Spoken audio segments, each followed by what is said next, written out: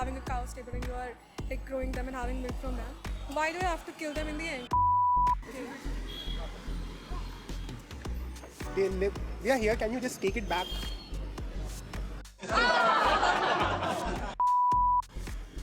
I'm sorry, I lost my train of thoughts. No, that's fine. Yeah, That was really unnecessary. I know. That's okay. It says not a number, not a product. I'm an individual. So, what do you think about this poster? Like, what's the thought that's coming to your mind? Yeah, Yeah. Go over that. this is regarding animal cruelty, right? Yeah. I understand because we are like consuming animals for food products a lot. Yeah. And that is what it is saying. Like, okay, I'm not just a number, I'm not just a Yeah, product. yeah. I am a living being, an individual. So this is essentially said in first person.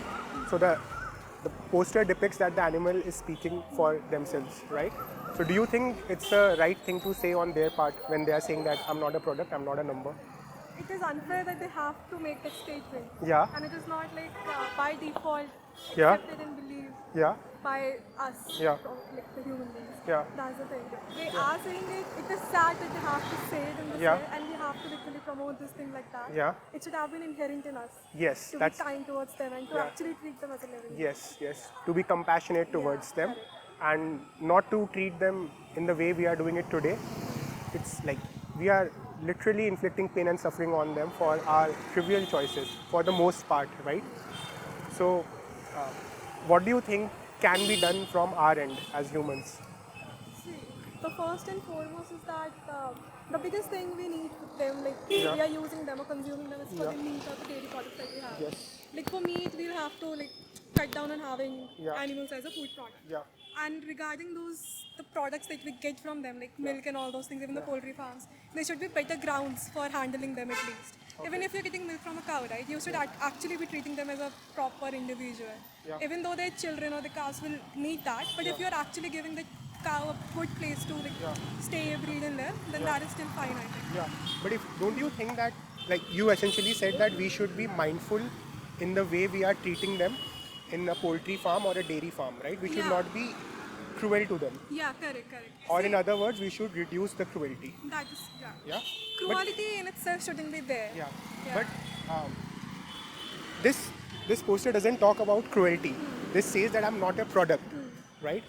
So even if we are treating them in the best possible manner, which is not the case nowadays, but even let's assume that in a poultry farm, let's take the example of a poultry farm, we treat them in a nice manner, but eventually we still have to kill them because we see product in them which we can consume, right? Yeah, but if you're breeding a cow for like milk, like if you have like you are having a cow stable and you are like growing them and having milk from them, why do you have to kill them in the end? If they are not usable, I shouldn't say usable, but once you are having them, you're treating them well, you are like, if it is a two-way benefit street, then I think it's still fine. But after that, you should not just like let them go around or survive on their own in a state that they are not able to take care of themselves anymore. But in poultry, they have to be killed anyway, right? I know. That shouldn't be there. So then the poultry industry should not exist. Yeah. Okay, so we are aligned on that. I am also Yeah. aligned on the poultry side of things. Now let's talk about the... Okay, sure. So on the dairy side of things, right? Couple of interesting things you mentioned, that it's a two-way street in terms of benefits, right? Like what we are... because we take care of them and in return they are giving us milk, right?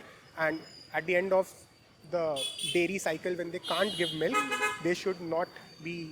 discarded like... Yeah.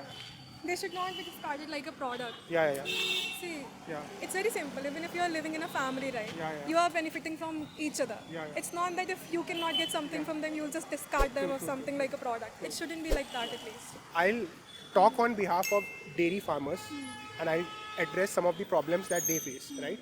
So that you get more knowledge on the subject, right? So let's say I'm the dairy farmer and I have let's say one cow, right? She will get pregnant at the age of around 1.5 years old. That is the time they hit puberty. Okay. And then they are kept on constant cycles of pregnancy. Essentially, I'm trying to optimize for milk production because I'm trying to sell. Lactation, we are like... Yeah, for lactation, hence they have to go through pregnancy cycles. So that is how the cycles work, right? And then at the age of around 8 or 9 or 10 sometimes, they are incapable of giving milk, right? And they live all the way up to 20 years old. Okay. They live... We are here, can you just take it back? ये भी record कर ले भाई. हो गया record हो गया. ठीक है. Yeah, sorry, can come. Yeah. So sorry, I lost my train of thoughts. No, that's fine. Yeah. That was really unnecessary. I know, that's okay.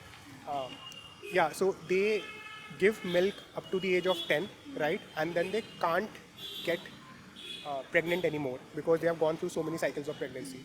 Their natural life cycle is to live up to the age of around 20. Okay. So as a dairy farmer, how am I expected to take care of them for the next 10 years? That's question number one. Yeah, when The they product- also had the limited Yeah. resources to do Yeah. so. Second thing is the product of pregnancy is going to be a baby, right? And if the baby is a male calf, then they are of no use in dairy industry, right? So then So- what's happening to the male calves? Yeah, do they kill them or? Yeah. So essentially that is an awareness level issue in India Yeah. that people think of dairy industry in isolation. Whereas the dairy industry and the beef industry and the leather industry, it's the same supply so chain. They supply those male, cows to them. Yeah. Okay. Yeah. And you would have heard about the beef ban thing in India, right? So people think dairy animals are not slaughtered here. What people don't know is that the beef ban is applicable only to the Indian origin cows, which is the name of the species is Bos indicus, right? Only around 20 to 25% of milk consumption is happening from these animals. So for rest of the species of cows, it's not buffaloes like- and hybrid Okay. cows, there is no restriction, and that restriction is also not a national law. That depends on different states, Okay. and there are a lot of backdoor methods through which they are also discarded. Because if you think about it, they are entering the system every year.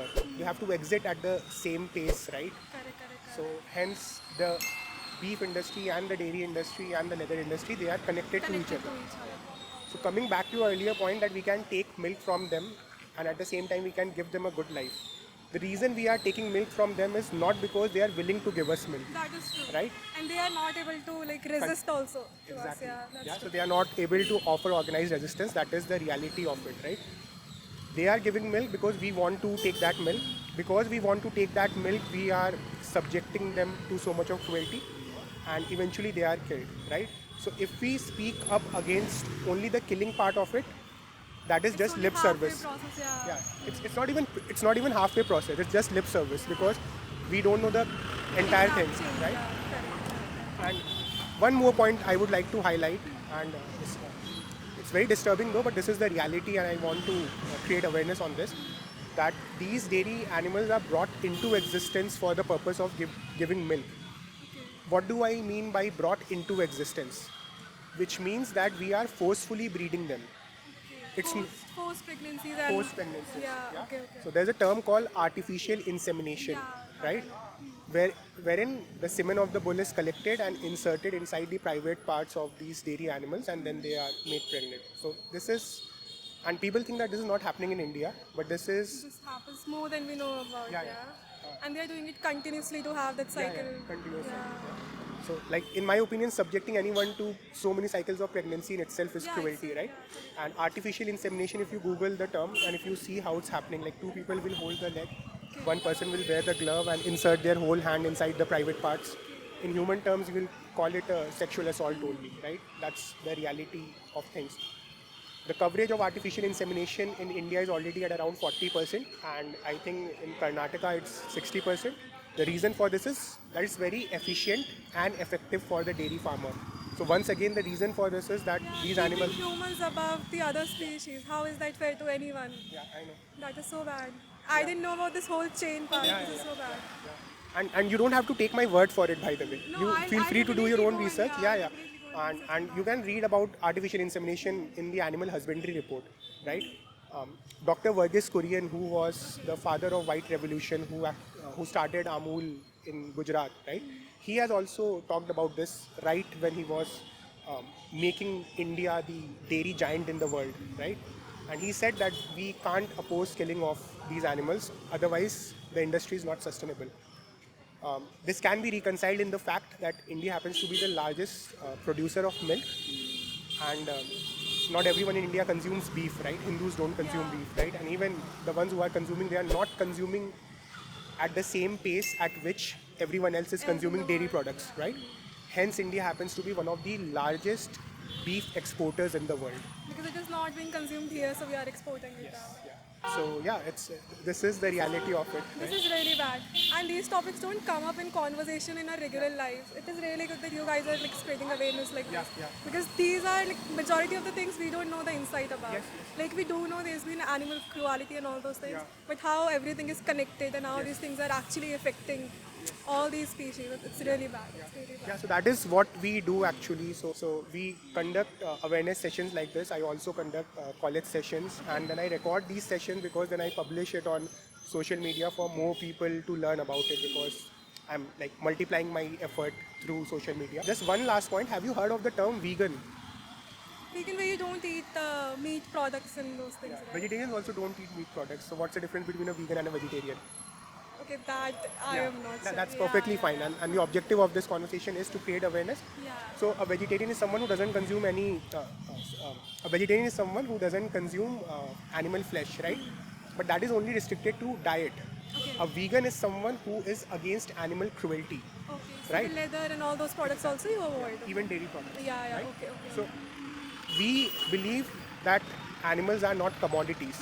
They are not here for our use or abuse, and hence I'm holding this poster that we are not a product, we are not a number, we are not here to serve you, right? That is true. Right? So a vegan is someone who aims to end animal slavery. That is the objective, and what we consume is just a part of it, right? And what I'll do is I'll share some resource cards with you. I've shared enough information with you already. I don't want to bombard you with more information. I'll share resource cards with you where you can also learn about how to go vegan, right? We have a very big vegan community in Bangalore, and there's a misconception that to be a vegan you have to be an elite privileged person, because if you don't drink milk, then you have to drink almond milk or all of this, which is not the reality, because we don't need milk from nutritional standpoint, in the sense that we get can some replace protein it and with calcium. somewhere else, Yes, right? exactly. Yeah. Exactly. We can get it from dal, we can get it from like various stuffs, right? The almond milks and the soya milks, that is only there to fulfill the desire aspect of things, to look after the taste aspect of things. But it's not a need. So you can be a healthy vegan on traditional Indian plant-based diet as well.